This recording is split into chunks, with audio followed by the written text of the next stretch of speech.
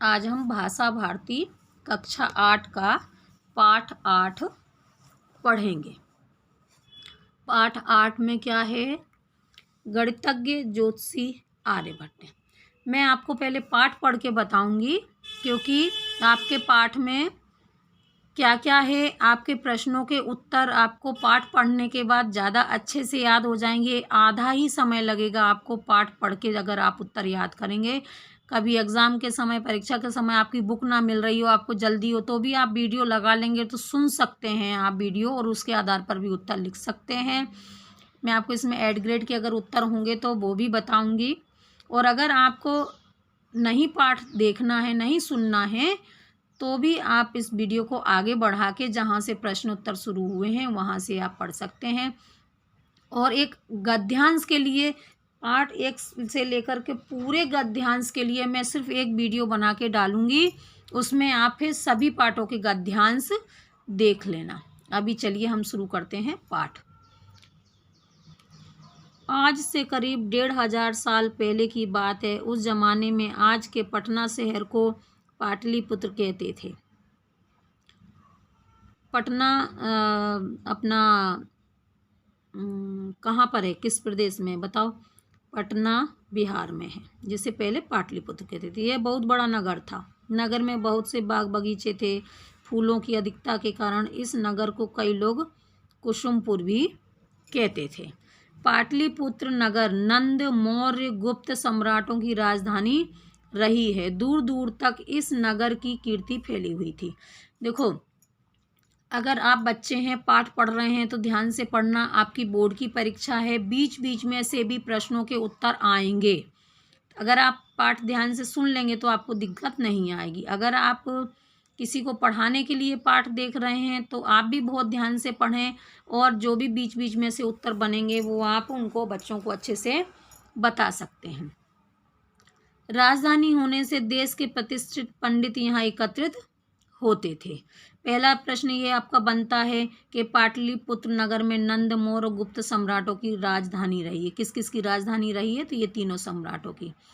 और यहाँ पर लोग क्यों आते थे, क्यों एकत्रित होते थे? यहाँ पर प्रख्यात नालंदा विश्वविद्यालय भी पटना से कुछ दूर नहीं था। यह नालंदा विश्वविद्यालय था। देश के ही नहीं, दूसरे देशों के, मतलब विदेश से भी उस समय, आज अपने भारत के लोग विदेश पढ़ने जाते हैं, उस समय भारत इतना समृद्ध था कि दूसरे लोगों के देश, यहाँ दूसरे देशों के लोग, विद्यार्थी यहाँ आते थे। विशेष अध्ययन के लिए नालंदा और पाटलिपुत्र आते थे। उस समय पाटलिपुत्र नगर ज्योतिषी के अध्ययन के लिए मशहूर था। एक प्रश्न आपका यही हो गया कि पाटलिपुत्र किसके लिए मशहूर था? पाटलिपुत्र ज्योतिषी के अध्ययन के लिए मशहूर था। इसी नगर की बात है, उस दिन सवेरे ही नगर में काफ़ी चहल पहल थी। गंगा, सोना और गंडक नदियों के संगम की ओर लोगों की भीड़ उमड़ पड़ी थी। किस किस नदियों का संगम था? गंगा, सोन और गंडक नदी का। बात ही ऐसी थी, उस दिन अपराह्न में सूर्य को ग्रहण लगने वाला था। भरी दोपहरी में धरती पर अंधकार छा जाने वाला था। ब्राह्मण पुरोहित लोगों को बता रहे थे, राहु नाम का राक्षस सूर्य को निगल जाता है तब ग्रहण लगता है। ग्रहण के समय उपवास रखो, खूब दान पुण्य करो, तभी इस राक्षस के चंगुल से सूर्य देवता को जल्दी से जल्दी मुक्ति मिलेगी। सभी और आवाज़ें सुनाई दे रही थी, दे दान तो छूटे गिरान। लोग डरे हुए थे। नगर के धनी मानी लोग सवेरे से ही दान दक्षिणा देने में जुटे हुए थे। ये देखो, राक्षस बताया है, और ये अपने सूर्य देवता हैं, कैसे डरे हुए हैं।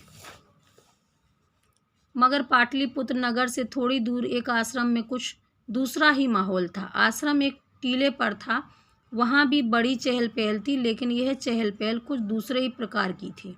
यह आश्रम की कुछ अलग किस्म का था। टीले पर बसे उस आश्रम के लंबे चौड़े आंगन में तांबे, पीतल और लकड़ी के तरह तरह के यंत्र रखे हुए थे। उनमें से कुछ यंत्र गोल थे, कुछ कटोरों जैसे वार्तुकलाकार और कुछ शंकु की तरह के थे। ये जो दिए हुए हैं वो गणित के शब्द हैं। और वस्तुतः यह एक वेधशाला थी। क्या थी ये? वेधशाला थी। उस दिन उन यंत्रों के इर्द गिर्द कई प्रसिद्ध ज्योतिषी, बहुत से विद्यार्थी एकत्रित हुए थे। वहाँ के ज्योतिषियों के हिसाब लगाया, पहले से ही भविष्यवाणी की थी कि ठीक किस समय ग्रहण लगेगा, कहाँ कहाँ दिखाई देगा और कितने समय तक रहेगा। आज उन्हें देखना था कि उनका हिसाब कितना ठीक निकलता है या नहीं। इसीलिए सभी उत्सुकता से ग्रहण के क्षण का इंतजार कर रहे थे। कुछ आचार्य और विद्यार्थी चर्चा कर रहे थे कि ग्रहण क्यों लगता है। कुछ कह रहे थे धर्म ग्रंथों में लिखा है कि ग्रहण के समय राहु नाम का राक्षस सूर्य और चंद्रमा को निगल जाता है। हमें धर्म ग्रंथों की बात पर यकीन करना चाहिए। मगर वहाँ एक तरुण विद्यार्थी ऐसा भी था, तरुण मतलब यंग, जवान, जो अपने साथी विद्यार्थियों को समझा रहा था कि पृथ्वी पर बड़ी छाया जब चंद्रमा पड़ती है तो चंद्र ग्रहण होता है। इसी प्रकार चंद्र जब पृथ्वी और सूर्य के बीच आता है तो सूर्य को ढक लेता है, तब सूर्य ग्रहण होता है। इसको आप ध्यान से पढ़ना, क्योंकि कभी भी वो पूछ सकते हैं कि चंद्र ग्रहण कब होता है और सूर्य ग्रहण कब होता है ना। वो समझाता है कि पृथ्वी की बड़ी छाया जब चंद्रमा पर पड़ती है तो चंद्र ग्रहण होता है, और जब चंद्रमा पृथ्वी और सूर्य के बीच में आ जाता है तो सूर्य को ढक लेता है तो सूर्य ग्रहण होता है। आज भी ऐसे ही होने वाला है। कोई राहु नाम का राक्षस सूर्य को निगल जाता है, ऐसी तो सिर्फ किंवदंती है, यानी कहानी है। ग्रहणों को वैज्ञानिक व्याख्या करने वाले उस तरुण पंडित का नाम था आर्यभट्ट। कभी कभी लोग उसे आर्यभट्ट के नाम से पुकारते थे, मगर उसका सही नाम आर्यभट्ट ही था। भट्ट का मतलब है योद्धा। सचमुच ही आर्यभट्ट परंपरागत गलत मान्यताओं के खिलाफ जीवन भर लड़ते रहे। आर्यभट्ट दक्षिणा पंथ में गोदावरी तट के अशमद जनपद में पैदा हुए थे। अब ये क्वेश्चन है आपका, प्रश्न यहाँ पर बनता है कि आर्यभट्ट का जन्म कहाँ हुआ था।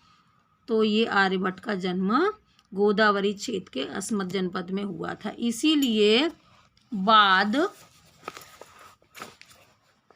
में अश्माकाचार्य के नाम से प्रसिद्ध हुए। बचपन से ही वे तेज बुद्धि के थे। गणित एवं ज्योतिषी के अध्ययन में उनकी गहरी रुचि थी। इन विषयों का गहन अध्ययन करने के लिए वे अपने अस्मक जनपद से इतने दूर पाटलिपुत्र पहुँचे थे। आर्यभट्ट आंख मूंदकर पुरानी गलत बातें मानने को तैयार नहीं थे और अपने विचार बेहिचक प्रस्तुत कर देते थे। मतलब वो बिना सोचे समझे, उनको पता है कि ये सही है तो फिर यही सही है।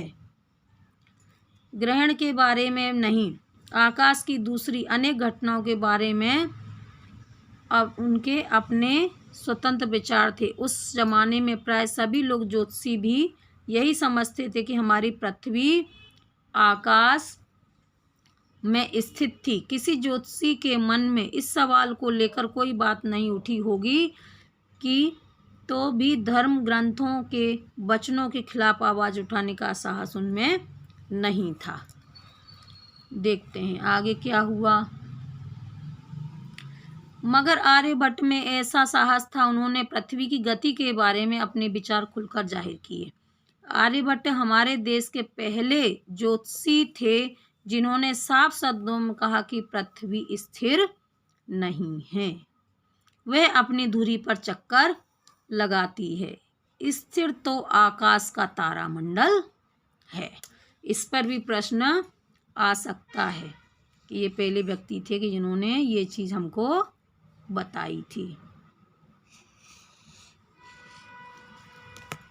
फिर आगे देखते हैं। तो फिर आकाश के तारे हमें चक्कर लगाते क्यों दिखाई देते हैं? पृथ्वी के चक्कर लगाने का पता हमें क्यों नहीं चलता है ना। आपके मन में भी ये विचार होगा। चलिए आर्यभट्ट जी क्या उत्तर देते हैं। आर्यभट्ट का उत्तर था, समझ लो कि नदी में एक नाव और वे धारा के साथ तेजी से आगे बढ़ रही है। तब उनमें बैठा हुआ आदमी किनारे की स्थिति वस्तुओं को उल्टी दिशा में जाता हुआ अनुभव करता है। उसी तरह आकाश के तारे की बात है। पृथ्वी अपनी धुरी पर पश्चिम से पूर्व की ओर घूमती है। कहाँ से कैसा घूमती है, ये भी एक प्रश्न है। पश्चिम से पूरब की तरफ, और इसके साथ हम भी घूमते हैं, इसलिए आकाश का स्थिर तारामंडल हमें पूर्व से पश्चिम की ओर जाता हुआ दिखाई देता है। दरअसल तारामंडल स्थिर है और पृथ्वी हमारी धुरी का चक्कर लगाती है। अब पृथ्वी इतनी बड़ी है तो कैसे दिखेगा आपको किनारा। ज्ञान विज्ञान के क्षेत्र में संसार को प्राचीन भारत की सबसे बड़ी देन है शून्य। आपको पता है दुनिया में अगर शून्य का आविष्कार ना होता तो शायद बहुत कुछ पीछे होते हम लोग। तो संसार को प्राचीन भारत की सबसे बड़ी देन है शून्य, ये हमेशा ध्यान रखना। केवल 10 अंक संकेतों में 20 संख्याओं को व्यक्त करते हैं। इस दशमिक स्थान मान अंक पद्धति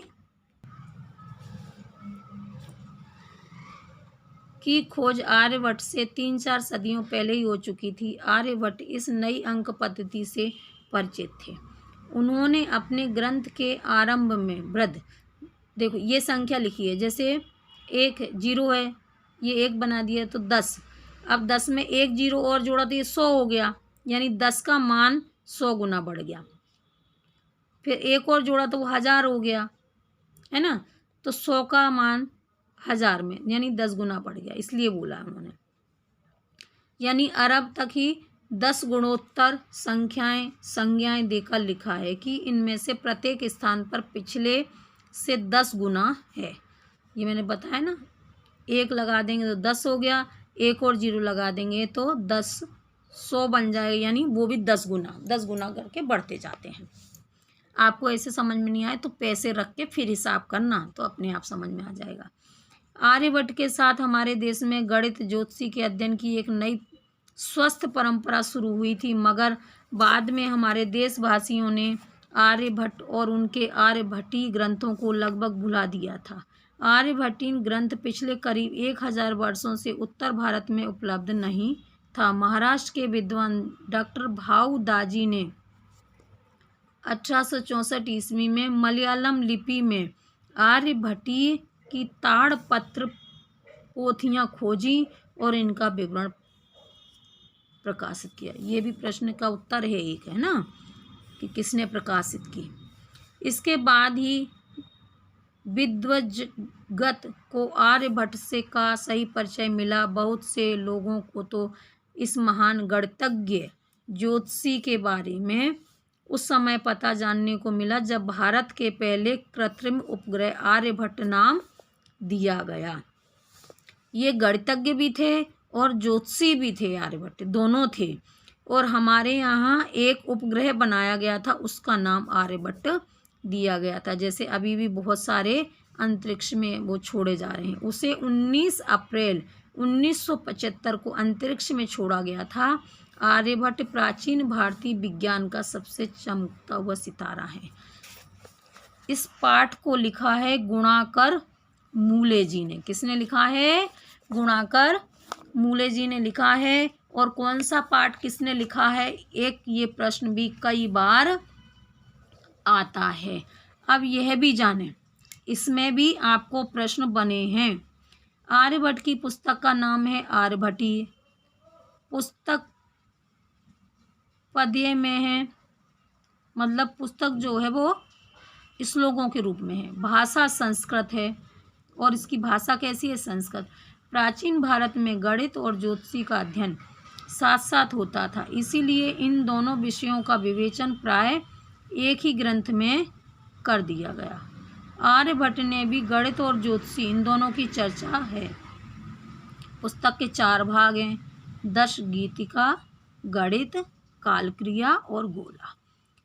अच्छा, ये प्रश्न भी आ सकता है एक आपका कि पुस्तक के कितने भाग हैं। ठीक है, गुणाकार मूले गणितज्ञ ज्योतिषी आर्यभट्ट के पास के आधार पर संपादित अंश में से लिया, इन्होंने जो भी बताया है। अब ये लेखक परिचय, जिन्होंने ये पाठ लिखा है कि कौन थे गुणाकर मूले। इनका जन्म महाराष्ट्र के अमरावती जिले के सिंधी बुजुर्ग गांव में 1955 में हुआ था। इलाहाबाद में उच्च शिक्षा प्राप्त की तथा स्वतंत्र पत्रकारिता को अपना क्षेत्र बनाया। आपने विज्ञान में जटिल विषयों को रोचक ढंग से प्रस्तुत किया है। मतलब बहुत अच्छे से इन्होंने बनाया है। ये आपका पाठ खत्म हो गया है। अब ये आपके पाठ में शब्दकोशों को ढूंढकर लिखना है यहाँ पर खाली जगह पे। मैं आपको ये बताती हूँ, उसके बाद इसके उत्तर बताती हूँ। यह कीर्ति का यश, संगम का मिलन, शंकु का कोई नुकीली वस्तु, आकृति विशेष।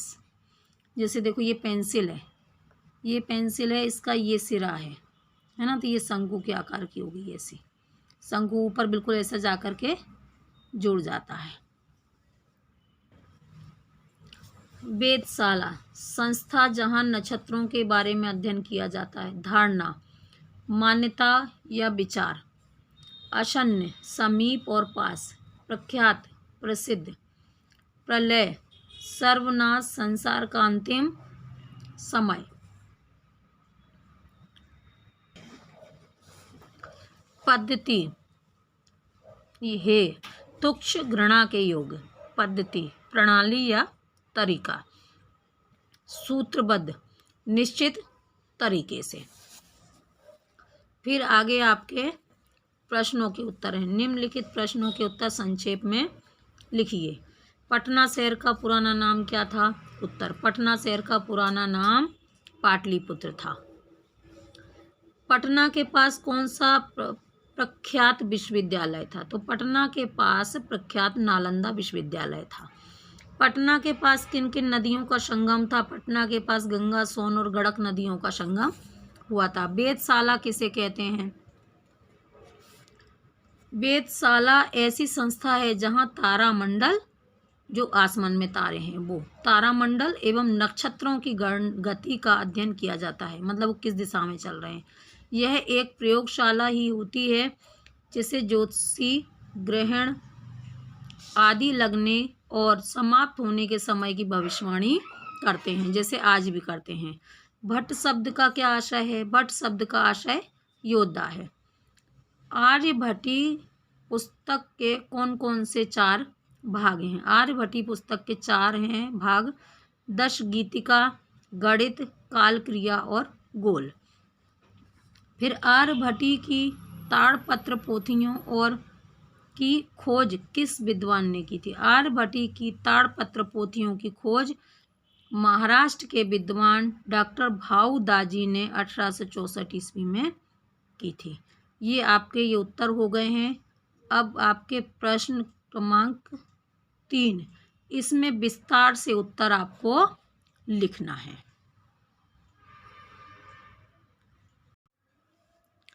हम अपना पाठ पढ़ चुके हैं। अब हम आपका ये अभ्यास करेंगे। अभ्यास में अर्थ लिखना है आपके। पहला है आपका कीर्ति। कीर्ति का हुआ यश, संगम, मिलन, शंकु, कोई नुकीली वस्तु, आकृति विशेष। देखो जैसे ये पेंसिल है ना, तो इसका जो ये ऊपर जाके ये लिखा ना, कोई नुकीली वस्तु, आकृति विशेष। तो ये जो ऐसी आकृति है गोल, ये शंकु के आकार की हो गई पेंसिल। वेधशाला, वेधशाला मतलब संस्था जहाँ नक्षत्रों के बारे में अध्ययन किया जाता हो। जैसे प्रयोगशाला होती है, ऐसे एक वेधशाला होती है जहाँ पर चांद, तारे, अंतरिक्ष के बारे में अध्ययन किया जाता है। धारणा, धारणा का मतलब मान्यता और विचार। आसन्न, समीप और पास। प्रख्यात, प्रसिद्ध, प्रलय, बोलते ना प्रलय आ गया। सर्वनाश या संसार का अंतिम समय। हेय, हेय मतलब होता है तुच्छ या घृणा के योग्य।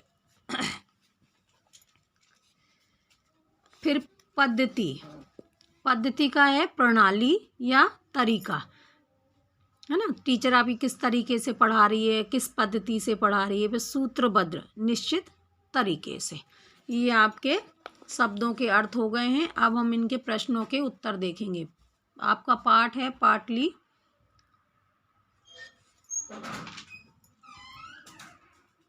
आर्यभट्ट वाला पाठ है आपका, ये पाठ 8। पटना शहर का पुराना नाम क्या है? पटना शहर का पुराना नाम पाटलिपुत्र है। दूसरा प्रश्न, पटना के पास कौन सा प्रख्यात विश्वविद्यालय था? पटना के पास प्रख्यात नालंदा विश्वविद्यालय था। पटना के पास किन किन नदियों का संगम है? पटना के पास गंगा, सोन और गंडक नदियों का संगम है। वेधशाला किसे कहते हैं? वेधशाला ऐसी संस्था है जहां तारा मंडल एवं नक्षत्रों की गति का अध्ययन किया जाता है। यह एक प्रयोगशाला ही होती है जिसमें ज्योतिषी ग्रहण आदि के लगने और समाप्त होने के समय की भविष्यवाणी करते हैं। आपने अंदर पढ़ा था ना पाठ में कि क्या क्या बातें वो करते हैं मिलके। फिर भट्ट शब्द का क्या आशय है? भट्ट शब्द का आशय योद्धा होता है, योद्धा। आर्यभट्टीय पुस्तक के कौन कौन से 4 भाग हैं? तो ये इसका उत्तर है, आर्यभट्टीय पुस्तक के 4 भाग हैं। दशगीतिका, गणित, कालक्रिया और गोल। ये अपने 4 हैं। फिर आगे है, आर्यभट्ट की ताड़पत्र पोथियों की खोज किस विद्वान ने की थी? आर्यभट्टी की ताड़पत्र पोथियों की खोज महाराष्ट्र के विद्वान डॉक्टर भाऊ ताजी ने सन 1864 ईस्वी में की थी। पाटलिपुत्र, आगे का आपका प्रश्न है, पाटलिपुत्र के अब आपके ये बड़े वाले क्वेश्चन है। निम्नलिखित प्रश्न नंबर 3, निम्नलिखित प्रश्नों के उत्तर विस्तार से दीजिए, मतलब बड़े बड़े आंसर है ना। तो पहला प्रश्न है, पाटलिपुत्र नगर से दूर आश्रम में ज्योतिषी और विद्यार्थी क्यों एकत्रित होते थे? उत्तर है आपका, पाटलिपुत्र नगर से दूर आश्रम में ज्योतिषी और विद्यार्थी इसलिए एकत्रित होते थे क्योंकि वहाँ एक वेधशाला थी। ये वहाँ इकट्ठे होकर हिसाब लगाकर भविष्यवाणी किया करते थे कि ग्रहण किस समय लगेगा, कहाँ दिखाई देगा तथा इस ग्रहण का समय क्या होगा। वे अपनी गणना के अनुसार की गई भविष्यवाणियों की सत्यता की परख करने के लिए वहाँ एकत्रित हुआ करते थे।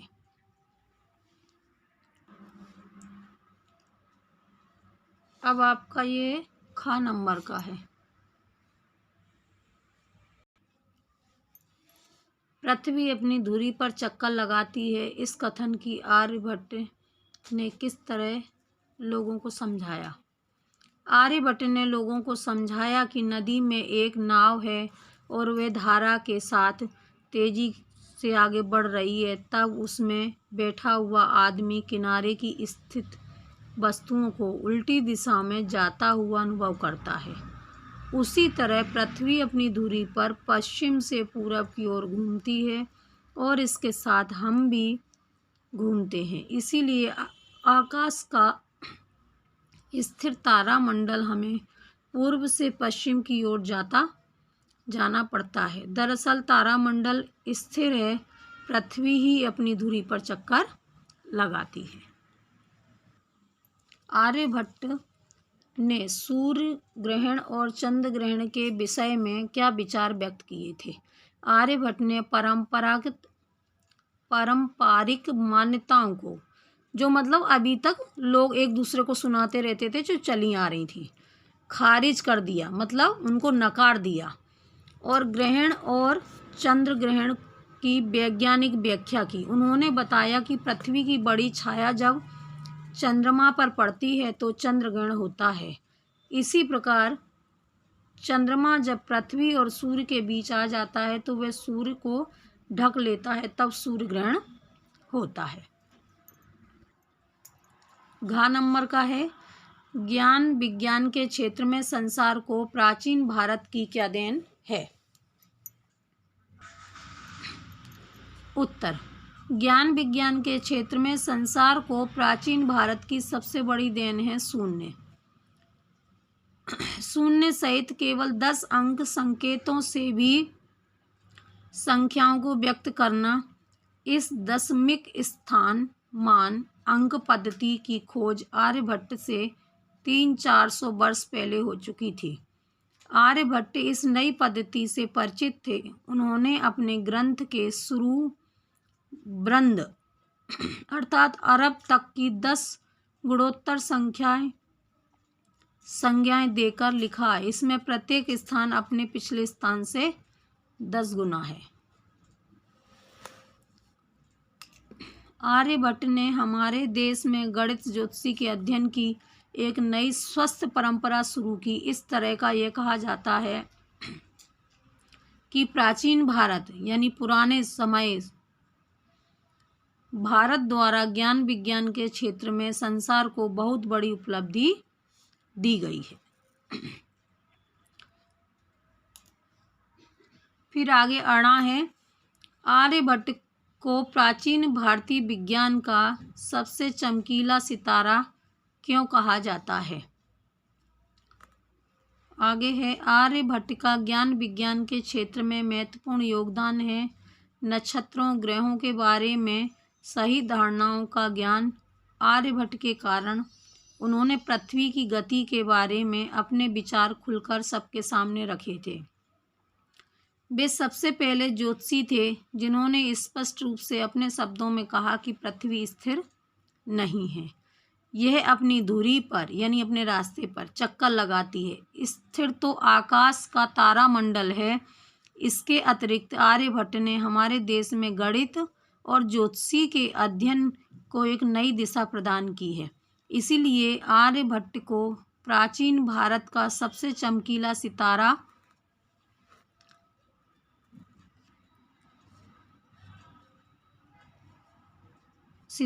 के नाम से जाना जाता है। उनकी प्रसिद्धि के कारण ही भारत के पहले कृत्रिम उपग्रह को आर्यभट्ट नाम दिया गया। कृत्रिम मतलब बनाया हुआ और प्राकृतिक मतलब जो हमें प्रकृति ने दिया है। फिर वस्तुनिष्ठ प्रश्न, रिक्त स्थानों की पूर्ति वाक्यों के सामने कोष्ठक में दिए गए शब्दों से छांटकर पूरी कीजिए। पृथ्वी अपनी धुरी पर कहाँ से कहाँ तक घूमती है? बताओ। अभी मैंने बताया है ना, पश्चिम से, ये आएगा यहाँ पर पश्चिम से, और ये पूर्व आएगा यहाँ पर। ठीक है। फिर दूसरा है, ग्रहणों की वैज्ञानिक व्याख्या करने वाले तरुण पंडित का नाम क्या था? ये आर्यभट्ट। तीसरा, आर्यभट्ट की पुस्तक का नाम है आर्यभट्टी। क्या नाम है? आर्यभट्टी। ये आपके रिक्त स्थान हो गए हैं। अब हम देखते हैं आगे भाषा अध्ययन। भाषा अध्ययन में आपका है, ये क्वेश्चन है, निम्नलिखित तालिका के आ भाग में कुछ शब्द दिए गए हैं। बा तालिका में उनके विलोम शब्द मनमाने क्रम में दिए गए हैं, उन्हें सही क्रम में लिखिए। देखो मैं आपको बुक में भी दिखा देती हूँ। ये प्रश्न है आपका ये वाला, ये तालिका आ और ये बा, इन दोनों में जो दिए गए हैं मैं उनको क्रम में बता रही हूँ आपको।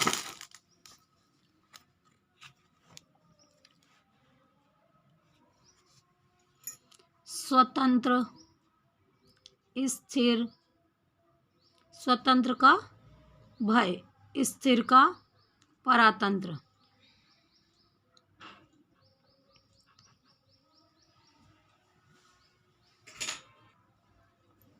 ये सही उत्तर बता रही हूँ मैं आपको। ठीक है, स्वतंत्र का परातंत्र आएगा। स्थिर का अस्थिर, आकाश का पाताल, निर्भय का भय, अंधकार का प्रकाश, अपरांत के पूर्वांत। अपरांत मतलब बाद में होता है, पूर्वांत मतलब पहले। अब आपका प्रश्न है, निम्नलिखित वाक्यों में से उद्देश्य और विधेय को अलग अलग कीजिए। तो इसमें आपका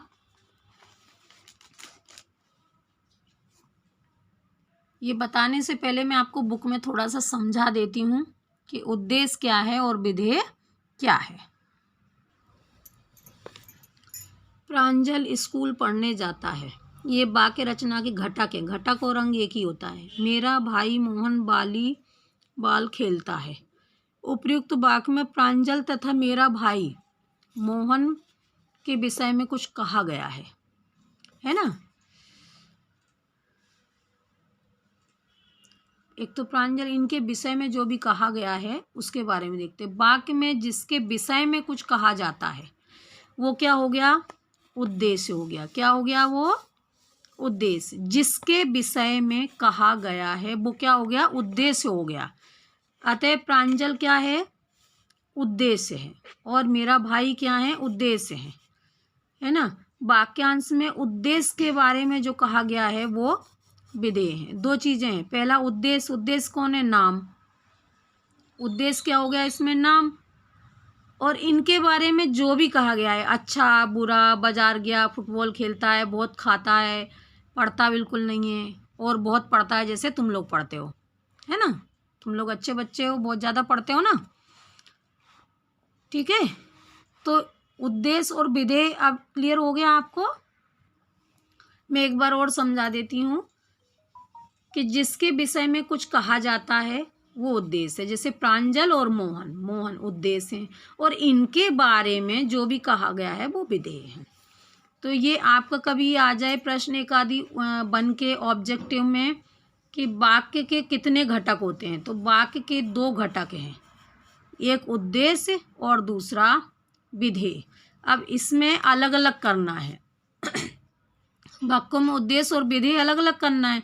देखो ये आर्यभट्ट क्या हो गया, ये उद्देश्य हो गया क्योंकि ये नाम है, और कर्तज्ञ और ज्योतिषी थे, ये क्या हो गया, विधेय हो गया। अब समझ में आ गया। आर्यभट्ट दक्षिण में गोदावरी तट क्षेत्र में अशमक जनपद में पैदा हुए थे, तो ये आर्यभट्ट क्या हो गया, उद्देश्य हो गया, है ना।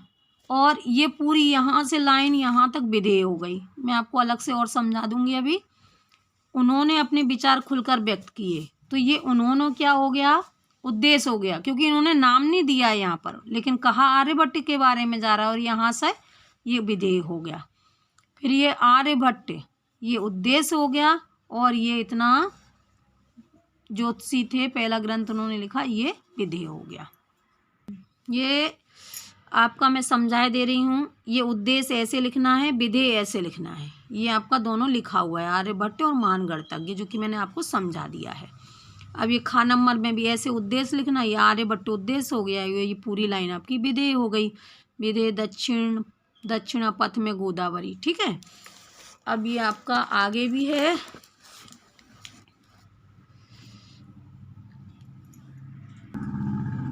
उद्देश्य, उन्होंने उद्देश्य हो गया, और बाकी की ये लाइन आपकी विधेय हो गई। फिर ये घा नंबर का आर्यभट्टी भारतीय गणितज्ञ ज्योतिषी का पहला उद्देश्य क्या है, आर्यभट्ट, और विधेय भारतीय गणितज्ञ ज्योतिषी का पहला ग्रंथ है।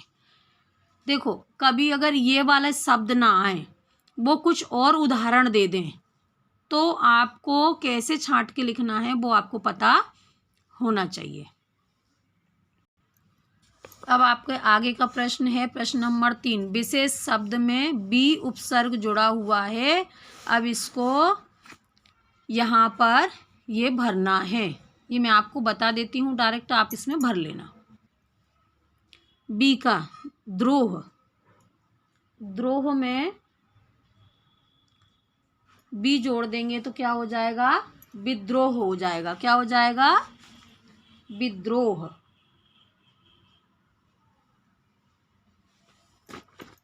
फिर बी है, बी में अपन नाश जोड़ेंगे, विनाश। बी ज्ञान, तो विज्ञान। प्रवर्तक, प्रकाश, प्रकाश और प्रदान, दान भी अपने आप में एक शब्द है। ये सारे अपने आप में पूरे पूरे शब्द हैं, इसमें ये जोड़ दिया तो प्रदान हो गया। अब आगे है अति तथा अति उपसर्ग लगाकर शब्द बनाइए। उपसर्ग आगे लगता है, प्रत्यय पीछे लगता है। अभी आगे प्रत्यय भी बताएंगे। अधिसंख्या, अधिपत्र, अधिपत्र, अधिक्रम, अधिक्रम, अतिदाह, अतिदाह, अतिदीन, अतिदीन, अतिदोष, अतिदोष, अतिशयम, अतिरिक्त। ये आपके नए शब्द बन गए हैं। अब इसमें आगे दिया है प्रत्यय, इसमें प्रत्यय के बारे में। तो प्रत्यय पीछे लगता है ना। मैं फिर बता रही हूँ कि ये शब्द ना आए और कोई दूसरा शब्द आ जाए तो आप इसको उपसर्ग को आगे जोड़ना, प्रत्यय को पीछे जोड़ना। इसमें ये दिया हुआ है ता प्रत्यय जोड़कर वीरता, पढ़ में आई प्रत्यय जोड़कर पढ़ाई, लिखावट में आवट प्रत्यय जोड़कर लिखावट, दूध में बाला प्रत्यय जोड़ के दूध वाला, घन में ता प्रत्यय जोड़ के घनत्व बना है। इसी तरह ता, आई, आवंटन, बाला और त्वा शब्द जोड़ करके दो दो शब्द बनाना है। तो पराधीन, ता है तो पराधीनता, अज्ञान, धन, ता अज्ञानता, लिख, आई, लिखाई, सिख, आई, सिखाई, बन, धन, आवट, बनावट, सज, धन, आवट, सजावट, खिलौने वाला, ये बाला शब्द शुरू हो गया अब, है ना। तो खिलौने वाला, मिठाई वाला। फिर ये आपका है मन प्लस त्वा, ममत्व, विद, धन, त्वा, विद्वत्व। आगे प्रश्न है आपका 5 प्रश्न। इस पाठ में बहुत शब्द युग्म युक्त हैं, आप उन्हें छांटकर समानार्थी, विरोधार्थी और पुनरुक्त शब्द अलग अलग लिखिए। तो ये दिए हुए हैं। ये समानार्थी मतलब एक जैसे, दान, पुण्य, चैल, पैल, इर्द गिर्द। विरोधार्थी शब्द हैं लंबे, चौड़े। लंबा इसका विपरीत क्या होगा, चौड़ा, लेकिन ये आते एक साथ है। संख्या और संज्ञाएं, संख्या वो जो गिन सकते हैं। आचार्य और विद्यार्थी, आचार्य माने पढ़ाने वाला, विद्यार्थी माने पढ़ने वाला, ये उल्टे हो गए। पुनरुक्त मतलब एक जैसे, पुनः पुनः आने वाले। शब्द युग्म, दूर दूर, बार बार आने वाला। तरह तरह, कहाँ कहाँ। अब आपका ये योग्यता विस्तार दिया हुआ है। इसमें दिया है कि आर्यभट्ट नामक उपग्रह भारत ने अंतरिक्ष में भेजा था। इस क्रम में भारत में कौन कौन से उपग्रह भेजे गए, इनकी एक तालिका बनाइए। ये मैं आपको तालिका दिखा रही हूँ, पढ़ के नहीं बता रही हूँ। आपको अगर लिखना है, समझना है तो आप इसमें से देख करके लिख लेना।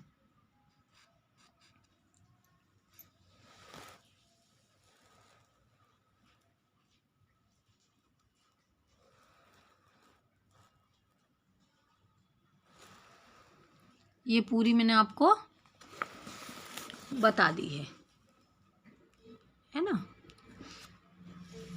अब ये आगे का प्रश्न है आपका एक, अपने शिक्षक से जानकारी प्राप्त कीजिए कि अंतरिक्ष में उपग्रह क्यों भेजे जाते हैं।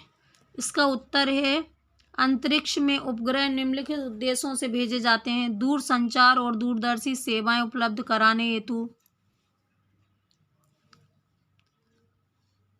दूर संचार और दूरदर्शी सेवाएं, जैसे दूरदर्शन आता है ना, उसके बारे में। हम टीवी कैसे देख पाते हैं, जो कुछ भी वो किया है उसी की वजह से। फिर मौसम संबंधी जानकारी प्राप्त करने के लिए, हमको पता चल जाता है ना कि बारिश होगी, कभी मौसम संबंधी समाचार ना सुने हों तो सुनना, आजकल तो मोबाइल पे भी आ जाते हैं।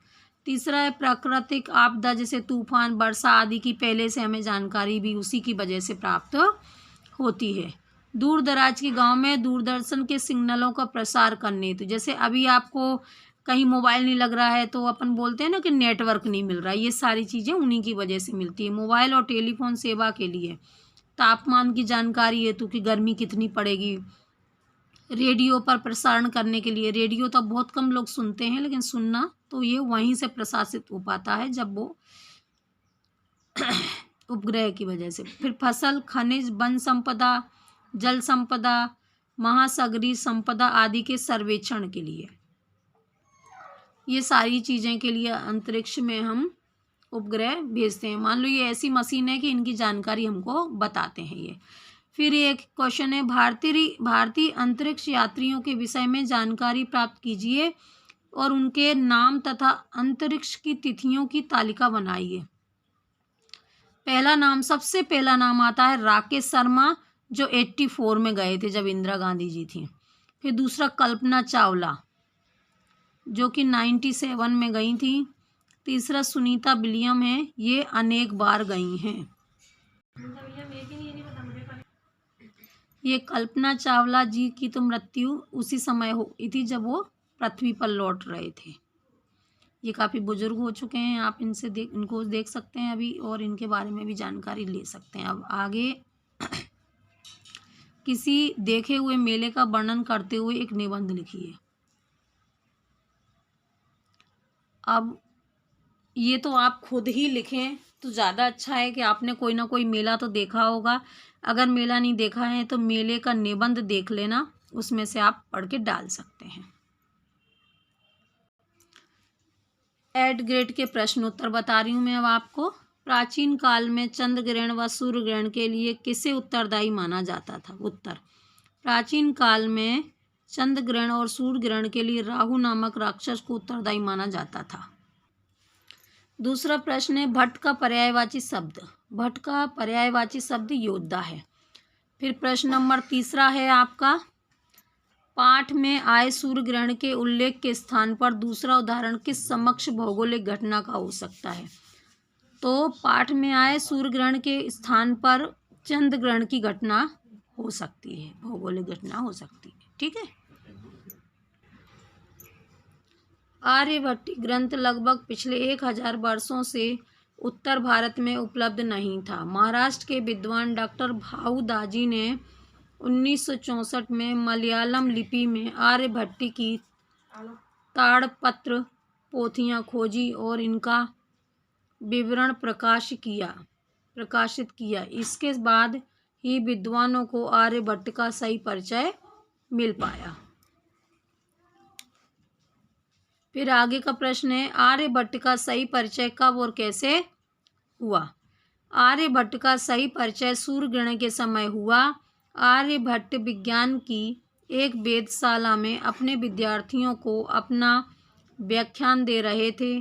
ग्रहणों की वैज्ञानिक व्याख्या करने वाले उस तरुण पंडित का नाम था आर्यभट्ट। कभी कभी लोग उन्हें आर्यभट्ट के नाम से भी पुकारते थे, मगर उसका सही नाम आर्यभट्ट ही था। भट्ट का शब्द है योद्धा। सचमुच आर्यभट्ट परंपरागत गलत मान्यताओं के खिलाफ जीवन भर लड़ते रहे। फिर आगे का प्रश्न है, आर्यभट्ट ने पृथ्वी के बारे में किन मान्यताओं का खंडन करने का साहस किया था?